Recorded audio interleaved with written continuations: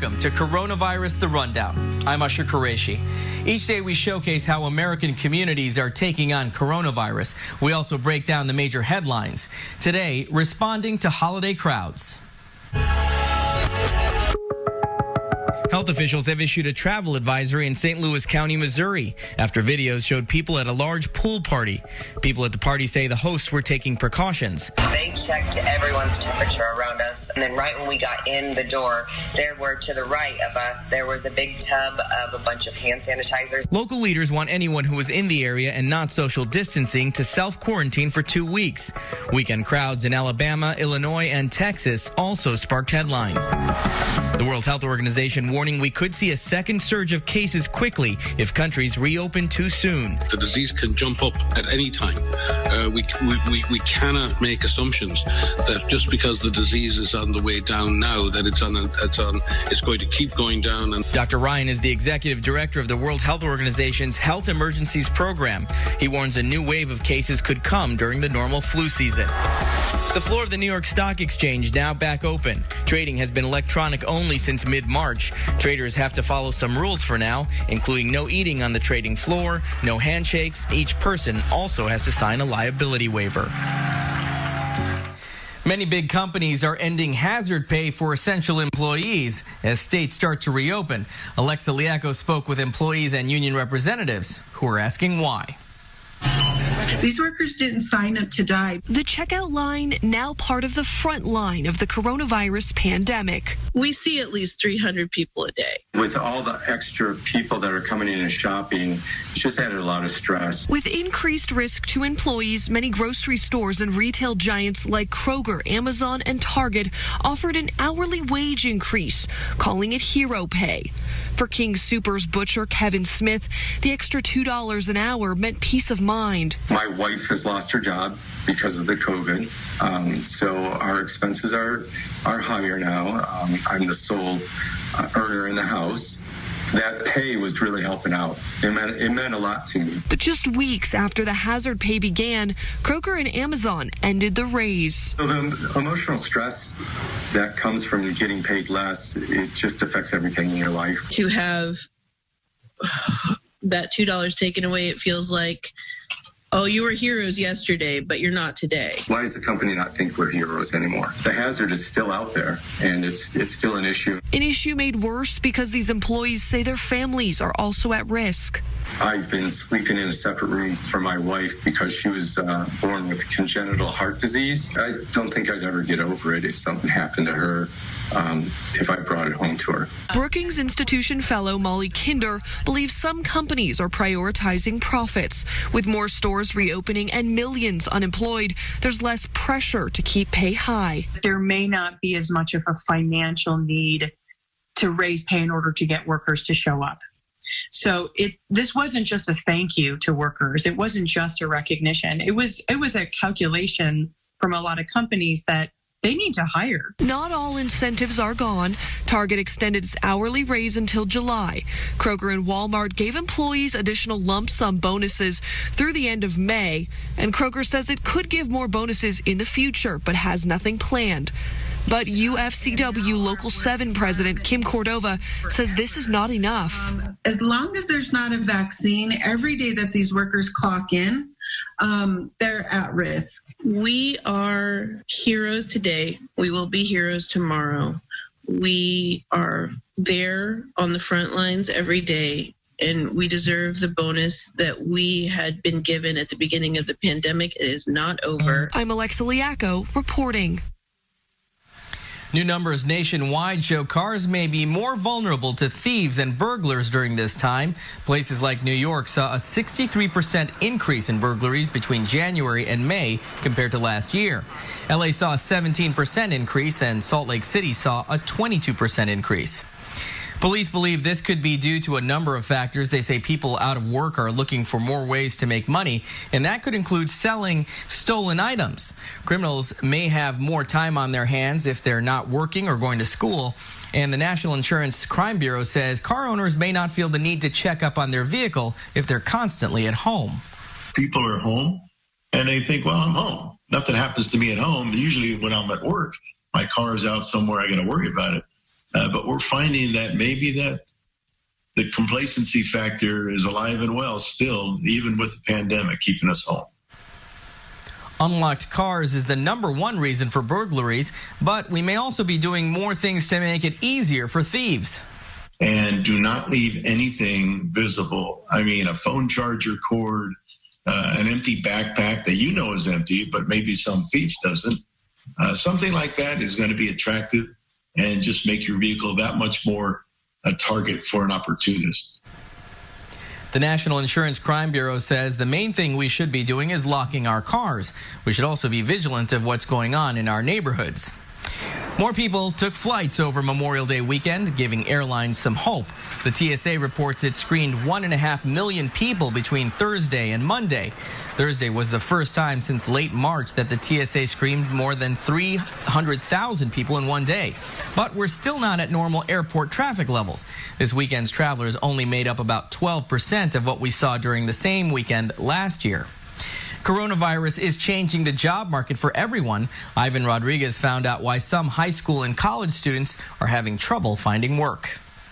For high school senior Willa Dorgan, finding a summer job before heading off to college hasn't been easy. I know a lot of kids are kind of grasping for straws right now, just looking for anywhere to work. Willa locked down a job at Blake Street Tavern, but her goal of landing another to save up money might not turn out. So she's considering a different approach. I've almost found nothing that's really open. So right now I'm kind of just looking into maybe volunteering for a campaign. Because while that's not paid, it'd be something that I'm really interested in, would be really great experience. The owner of Blake Street Tavern says he's struggling to get many former employees back into work now that restaurants will soon offer limited sit-down service. There was a cook yesterday that we reached out to, and when he left us 2 months ago, he was making $18 an hour. Right now, he's making $25 an hour on unemployment. So this summer, we're reaching out to more high school kids that are getting ready to go off to school, other college kids that don't have jobs, that are not receiving unemployment, because we're having troubles getting our own people back to work. For Isaac Dennis, a recent graduate of Oklahoma State University, looking beyond entry-level jobs has been slim pickings. I have the 2 degrees, but I was mainly relying on the strategic communications degree to get a job. And while there are jobs sprinkled around, very quickly those jobs started to disappear. Even the city of Denver's summer youth employment program is seeing radical changes. Because of the coronavirus, their 325 participants won't receive any in-person work experiences. It'll all be online. Still, there's hope that with time, the landscape for jobs will improve for everyone. A lot of the times, if you want to work somewhere and you've got the passion and the skill set, you can create that opportunity for yourself. Merck says it's working on a new potential coronavirus vaccine, the technology it plans to use to speed up development, and the unique way one program is using art to help feed frontline workers. Next.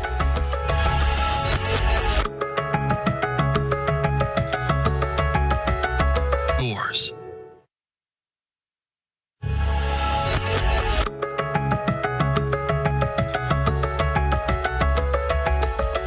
The future of fitness and going to the gym is up in the air right now. Thomas Hoppe found out a normal workout could look very different from now on.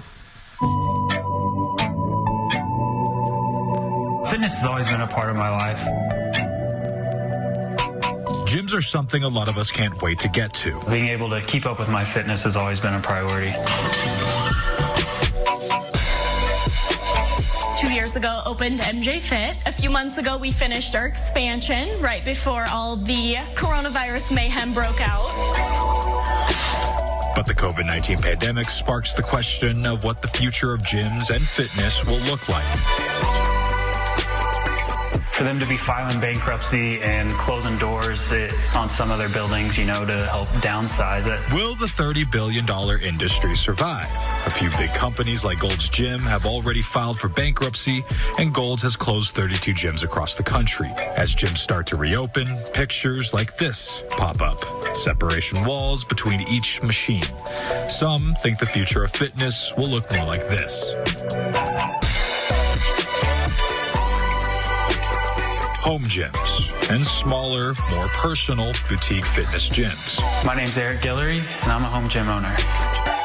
I never thought that having a home gym would be such a sought-after thing. Before the pandemic, Eric Guillory had both his home gym and a membership to a major gym chain. But I think most people during this have either tried to start their own home gym or already have. COVID-19 caused a home gym boom, and sellers like Rep Fitness have equipment that's constantly sold out or on back order as more people buy home gyms. All the websites that sell it are sold out and back ordered with delivery dates pushed out 2 weeks to a month. Equipment companies have seen a 300% increase in sales, and this could be the future of fitness, since you alone control the cleaning of all the equipment. I'm MJ, and I own a boutique gym, MJ Fit.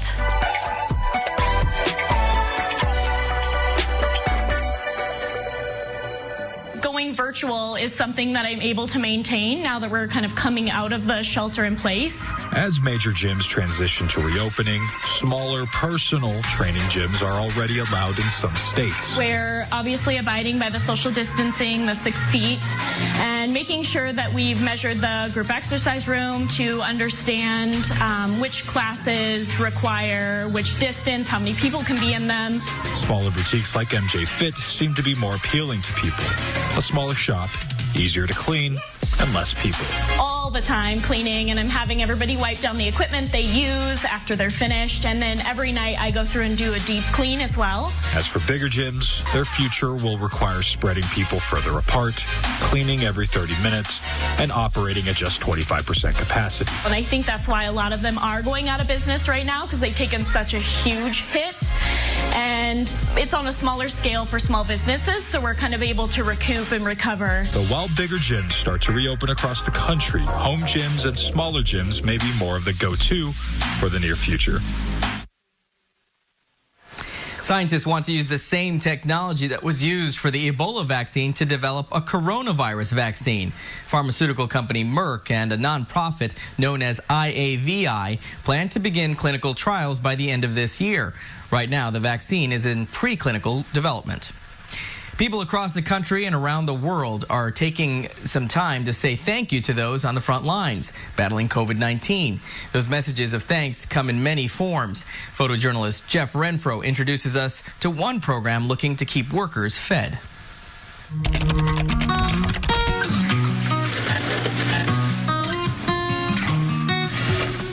We came up with an idea called Fiji Hero. We could help frontline workers who are in the front lines fighting the battles while also supporting our staff. Anybody and everybody that lives within Chicagoland area, they have $15. They can buy a meal, and once we collect 25 meals, we then go and do deliveries to frontline workers at the ICUs and hospitals. We collaborated with a local artist who is also a neighbor, Heather Gentile Collins. Oh my gosh, I was super excited. We thought we would use the mural to get the word out for the Fiji Hero program. We narrowed it down to 2 ideas, and we said, okay, folks, what do you guys think? What kind of message do you want? We kind of tallied up the vote, and Chicago Together was the vote. We're all trying to create positivity through imagery, and I think everybody's really craving it more now than ever. People have been calling and making donations to John's Place directly. We've sold over 450 meals. I do deliveries all throughout the city, and we have been overwhelmed by the community outreach. Hi, guys. All they need to do is give $15, and we do all the rest. We package the meals, we deliver them, and we're on our merry way. So I think it's really important that people look around to their local communities to really support everybody. Thank you very much. Thank you. Bye. Michigan community lined the streets for a local teen leaving for Army training. Steve Elkowitz left Rockford for Fort Lee in Virginia on Memorial Day. He just graduated high school and is starting 16 weeks of advanced individual training. I just wanted him to feel important, and selfishly it was a little bit for me too, to help me get through the day. And the community of Rockford has been amazing. People I don't even know have said they're going to stand out with flags and signs. It was really special for them to do that, just because I'm leaving so soon, just to do that for me specifically, and it was really exciting. Steve's school also held a ceremony in his honor. He enlisted when he was 17 and completed basic training last summer. Steve says military service is important to him because it goes back several generations in his family. Students are making soap to raise money for those in need. How the process could impact their lives for years to come.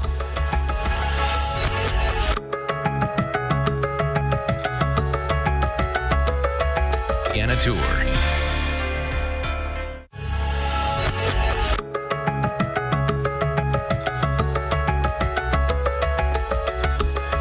We know using soap and water to wash our hands can help protect people from the coronavirus. But as Maya Rodriguez tells us, soap is doing much more than that by becoming a chemistry experiment, with the results helping people in need.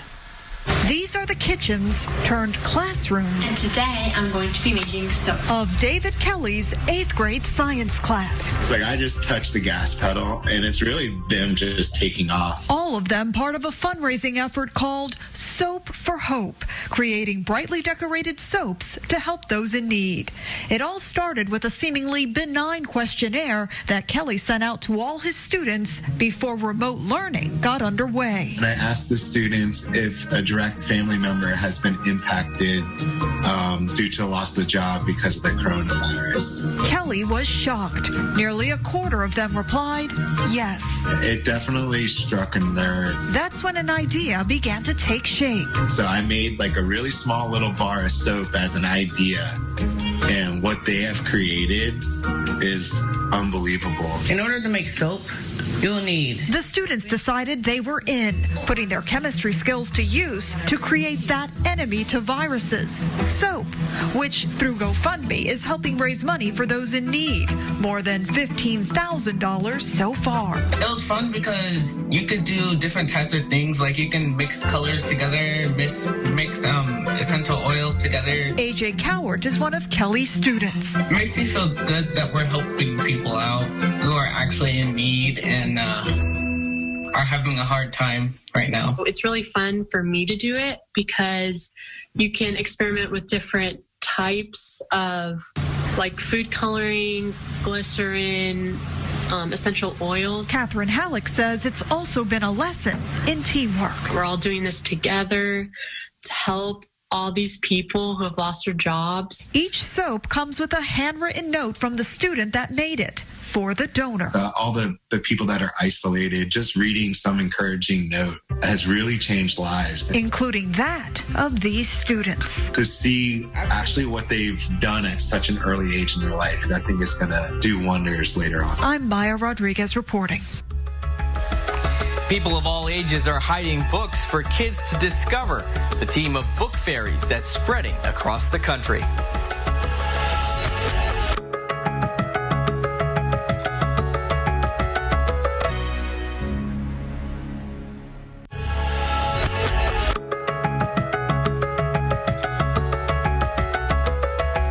Welcome back. We like to end the rundown with the stories that remind us of the good going on. Today, it's the people of all ages who are helping kids read and adding in some fun. Students in Louisiana are volunteering their time as book fairies, leaving books around town for kids to discover. An author recently joined in on the fun. I decided to kind of become a book fairy and do that with my own books as an author, and also with books that I receive or I buy and I enjoy. I like to have other people enjoy those books too, so I hide those. Other local authors are also now participating. The Book Fairy movement is happening across the country. Its website, IBelieveInBookFairies.com, has more information on how to participate. Well, that's all the time we have today for Coronavirus, The Rundown. We'll see you next time. I'm Usher Qureshi. Thanks for joining us.